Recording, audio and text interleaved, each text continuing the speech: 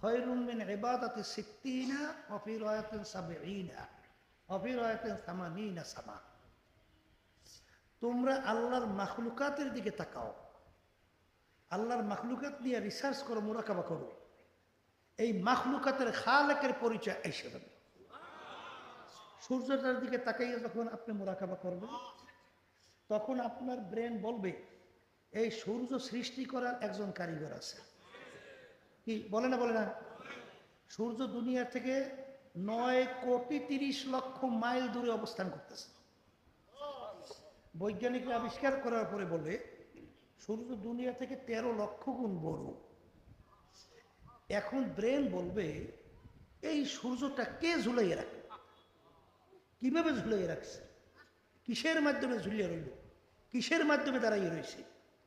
এত তাপ গরমের দিন দুপুরের সময় 9,30,00,000 মাইল দূর থেকে ঠান্ডা জমিনে যখন তাপ দেয়, মানুষ গরমে পাগল হইয়া ঘরে দৌড়ায়, ছায়ায় দৌড়ায়।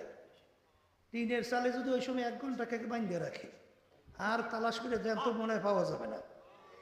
কথা ঠিক না? ঠিক। তখন আপনার ব্রেন কি বলে এই বানান্য সৃষ্টি করতে একজন আছে।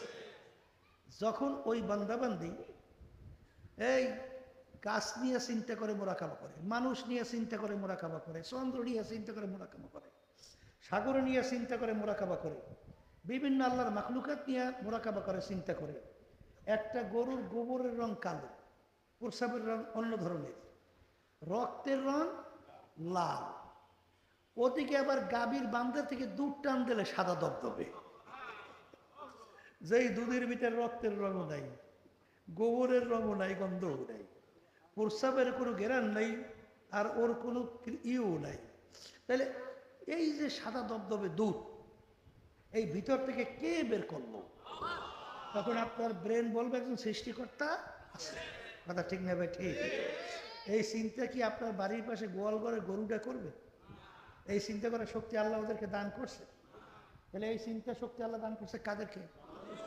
আবার যদি কন, এই ক্ষেত্রে মোরাকাবা করতে যাইয়েই তখনই তো আল্লাহর বান্দাবান্দিরা গাছের পাতার দিকে তাকায়, তাকাইয়ে তখন কি বলে, বর্গেদা রক্তা সবজে ধর্ণ জোরে